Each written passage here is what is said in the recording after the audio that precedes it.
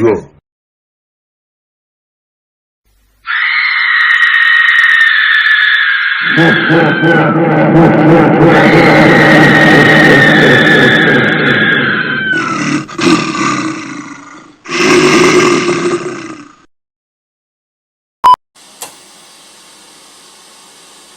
E o vídeo acaba aqui. Ainda tem mais uma parte da fera avançando para a câmera do smartphone. E só. Nem sinal da YouTube? Nem dela, nem do cinegrafista, nem do morador do casebre. Só foi encontrado o celular com a tela trincada. Mas fora isso, não havia nada lá além de sangue no chão.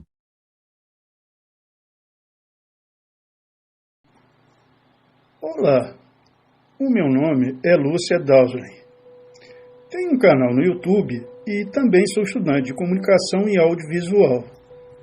Melhor dizendo, eu era.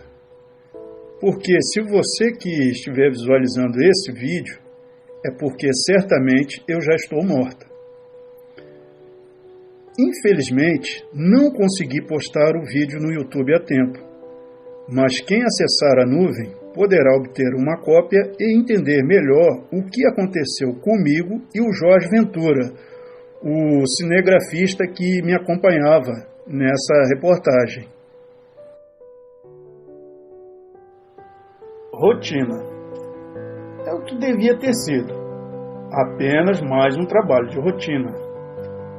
Durante o meu curso de comunicação, nos intervalos, eu fazia um estágio em uma emissora de TV e pegava uns trabalhos freelance para cobrir matérias jornalísticas. Eu havia sido escalada pelo editor sênior do departamento de jornalismo dessa emissora para cobrir uma série de ataques violentos de um estranho animal em Itacoatiara, na região oceânica de Niterói.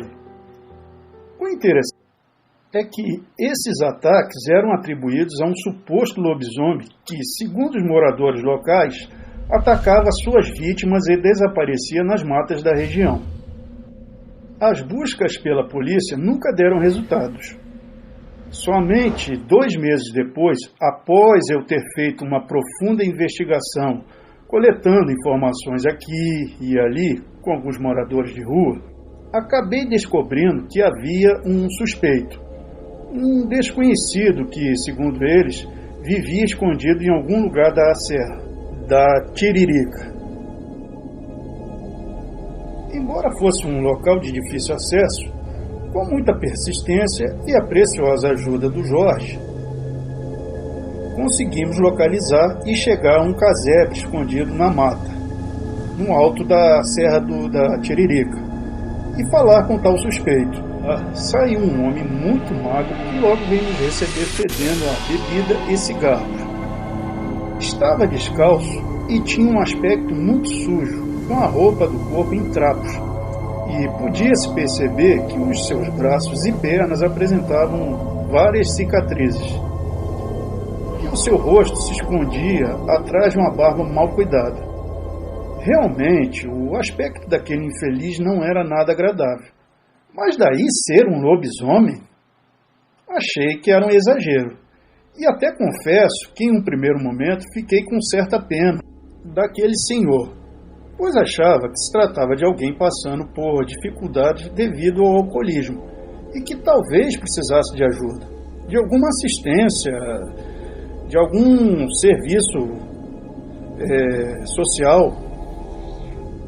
Assim que nos aproximamos, eu me apresentei a ele e disse que era repórter e que iria entrevistá-lo para saber se ele, de fato, era o suspeito que andava atacando as pessoas por aquela região e que se transformava em lobisomem, mas que ele teria todo o direito de se defender e contar sua versão dos fatos. Ele então nos olhou com mais atenção e arreganhou um sorriso de dentes podres e tortos e falou: "Ok, vocês venceram. Não sei como me localizaram, mas eu dou a entrevista. Não aguento mais ficar me escondendo como um animal. Já estava mesmo na hora de alguém saber da minha história, de tudo como começou." O homem então nos convidou para entrar no casebre e, enquanto eu explicava a ele como seria a entrevista, Jorge Ventura, o cinegrafista, preparava a câmera para fazer a filmagem. E então, um homem pegou uma coisa entre os seus pertences e mostrou uma antiga fotografia meio amarelada e me disse: "Moça, esta era a minha família. Éramos 7 filhos homens e eu era o 7º filho, este que está no colo do meu pai." Estávamos em 1973, em pleno século XX, onde as comodidades da vida moderna eram rotineiras. Já naquela época, hábitos e comportamentos haviam tomado lugar às ideias arcaicas do século anterior. Embora determinadas superstições já tivessem saído de moda, ainda havia pessoas que acreditavam nelas. Pessoas como a Dona Clotilde, a empregada doméstica que trabalhava para a nossa família desde o nascimento do meu irmão primogênito. Dona Elísia, são 7 filhos homens. A senhora deve pedir ao seu filho mais velho para ser o padrinho e batizar essa criança, antes dela completar 7 anos. Ou algo de muito ruim acontecerá, e a desgraça marcará essa família para sempre. Mamãe, ouvindo aquilo e achando o absurdo, disse uns desaforos para a Dona Clotilde. "Francamente, Clotilde, aqui todos somos ateus, não acreditamos em Deus, nem nessas lendas ridículas. Não vai haver batismo, ninguém precisa disso para ser gente." Dona Clotilde, horrorizada com as palavras de mamãe, fez o sinal da cruz dizendo: "Vale-me Nossa Senhora." E mamãe acrescentou: "Além do mais, como alguém é capaz de pensar que uma coisinha tão fofa dessas pode trazer algum infortúnio?" Pouco tempo depois disso, Dona Clotilde acabou sendo mandada embora do serviço pelo meu pai, por ela continuar insistindo com aquelas ideias sobre batismo, maldições. Passaram-se então 7 anos, e tudo na minha infância transcorria normalmente. Papai, como motorista de uma empresa de ônibus, não ganhava muito, mas era o suficiente para vivermos com relativo conforto. Exatamente no dia em que eu comemorava o meu aniversário de 7 anos, um bolo de aniversário e a presença de alguns coleguinhas, o som da campainha se fez ouvir. "Estão chamando. Deve ser visita", disse mamãe indo atender, e quando ela abriu a porta, qual não foi a surpresa? "Clotilde, há quantos anos?" Mas Dona Clotilde nem deu uma saudação, pois parecia estar muito apreensiva e logo disse: "Vim para avisar a senhora. Ele faz 7 anos hoje. Se não for batizado, a maldição vai começar." Papai, ao ver Dona Clotilde na porta e também ao escutar suas palavras, se aproximou e, muito irritado, aos gritos disse: "Fora! Nós a demitimos anos atrás por causa dessas suas crendices tolas e ridículas. Nunca mais volte aqui." Então, Dona Clotilde foi embora e nunca mais a vimos depois desse dia. Embora eu fosse somente uma criança, acabei percebendo que papai e mamãe estavam muito nervosos por causa da discussão que tiveram com Dona Clotilde. O que aquela dona queria, papai? O que é maldição? Nada. Volte para a festa. À medida em que eu ia crescendo, aos poucos ia conhecendo A o mundo. Inglaterra anunciou no fim da tarde que os paraquedistas ingleses tomaram Porto Darwin, segunda cidade das Malvinas, e ainda o campo de aviação de Goose Green. O Ministério da Defesa inglês afirmou que os argentinos que estavam em... Mas, aos poucos, mudanças começaram a ocorrer. Mudanças essas que repercutiram na minha família. Tudo começou após papai ter denunciado uma manobra de sindicalistas inescrupulosos e sua associação com partidos políticos de ideologias nefastas que financiavam aqueles parasitas para comprar votos e continuar a controlar o sindicato de acordo com os seus interesses. Por causa disso, papai passou a sofrer perseguições e ameaças, inclusive por gente do sindicato infiltrada dentro da empresa. e acabou sendo demitido por pressão deste sindicato. Contudo, papai, apesar das dificuldades e sem se intimidar, continuou as suas denúncias. Para o sindicato, as denúncias de papai ameaçavam seus esquemas de controle. E em uma noite, quando papai saía para ir comprar cigarro no boteco do bairro, um grupo de homens armados e encapuçados sequestraram papai na rua e o colocaram dentro de um carro. Aquela foi a última vez que eu o ouvi. No dia seguinte, o corpo de meu pai havia sido encontrado num terreno baldio, já sendo devorado pelas formigas. Havia marcas de tortura por todo o cadáver, inclusive apresentava sinais visíveis de enforcamento.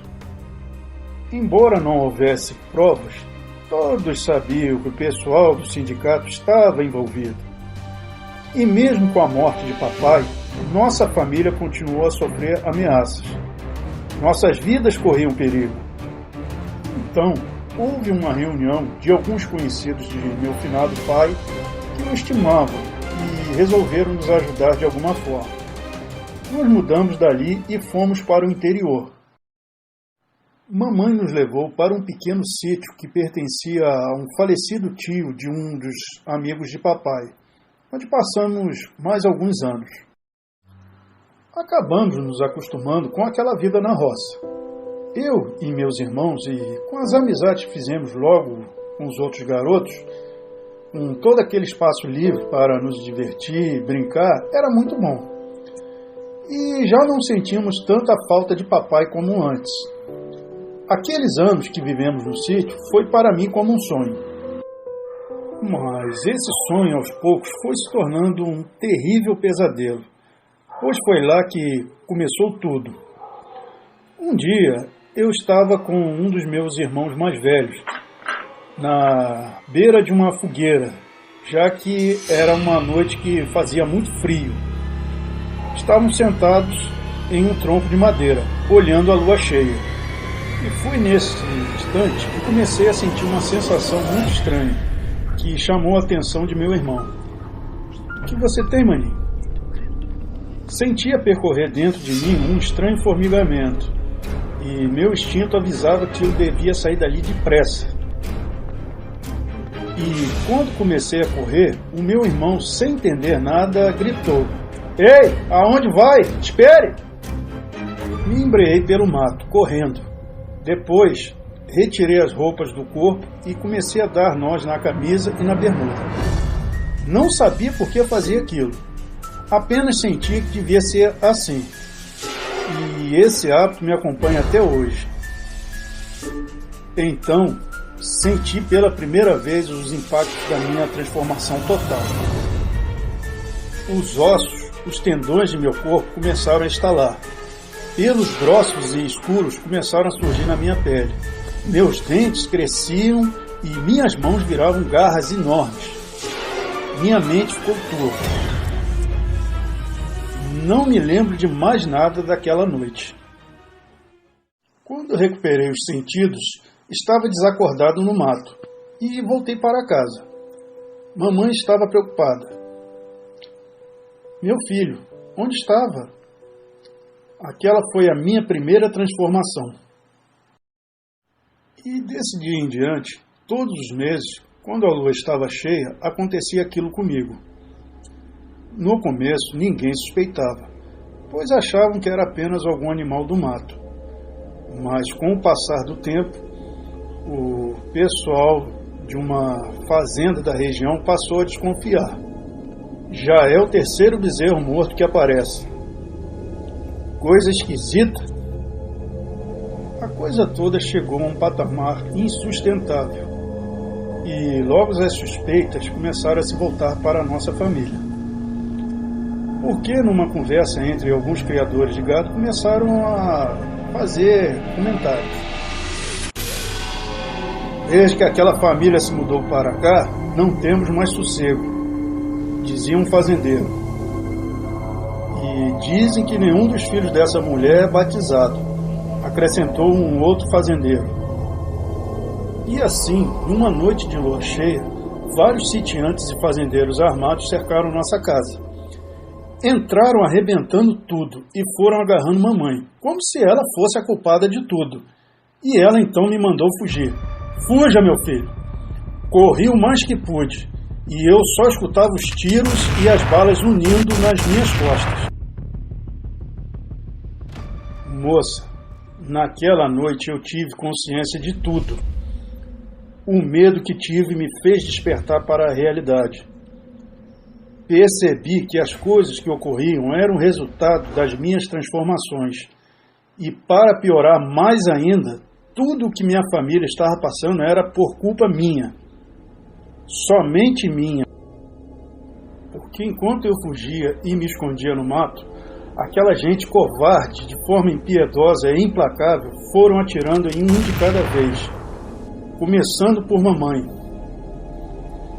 e terminando por meus irmãos. Foi uma coisa horrível. Mas eles foram vingados naquela mesma noite. O que é isso? Meu Deus, as balas não atingem! E assim, transformado na fera, acabei com todos eles. No dia seguinte, quando voltei ao normal, retornei para casa. Os meus vizinhos estavam recolhendo os cadáveres dos sitiantes e de meus irmãos e da minha própria mãe. Para mim, foi a cena mais terrível da minha vida. Ver minha família toda morta. Por ter ficado sem minha família, consequentemente me tornei órfão. Fui levado para a Funabem, onde eu não tinha, naturalmente, o carinho da minha mãe e dos meus irmãos. Aquilo era insuportável para uma criança de 14 anos. Mas fiquei lá apenas por um mês. Isso porque, naquela altura, eu já sabia como fazer para resolver os meus problemas. Era só aguardar a lua cheia. Então fugi daquela instituição, pois ali já não havia mais clima para mim. Não me lembrava direito o que tinha feito durante o meu estado de férias. Quando dei por mim, estava bem longe dali. Não queria voltar para a Funabem, mas também não podia voltar para a minha família, pois eu já não tinha mais família. Desse dia em diante, caí no mundo e me tornei um andarilho, passando dias e noites perambulando pelas estradas e andando por pequenas cidades. Às vezes, eu até encontrava pessoas boas e decentes, que me davam de comer.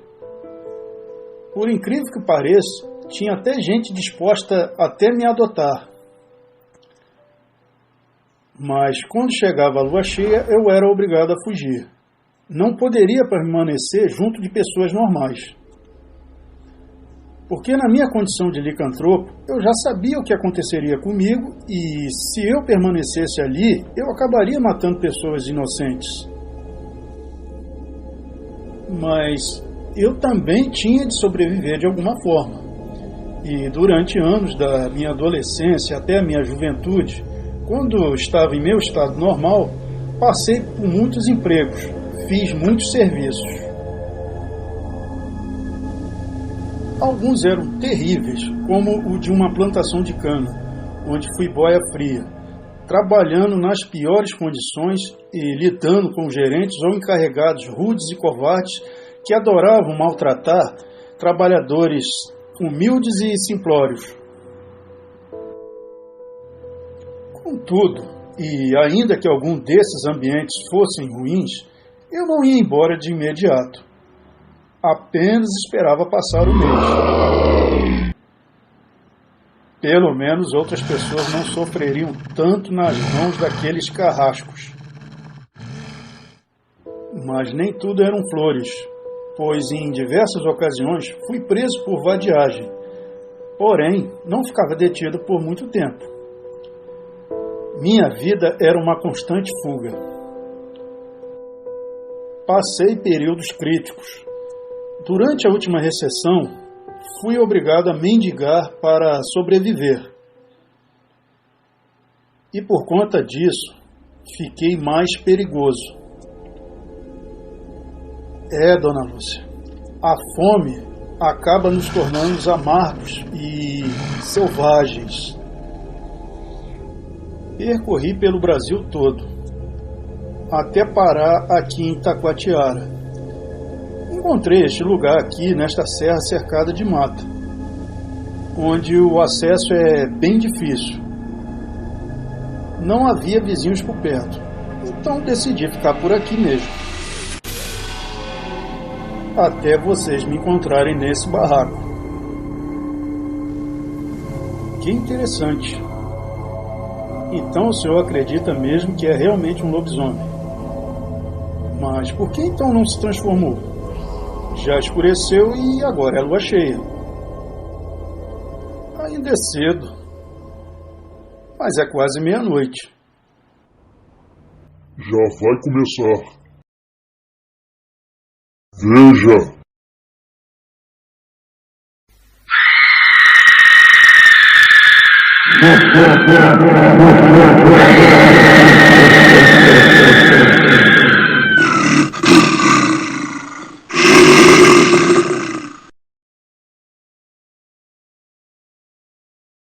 Sabe de uma coisa, não vamos colocar essa merda no ar. Seríamos acusados de fazer fake news.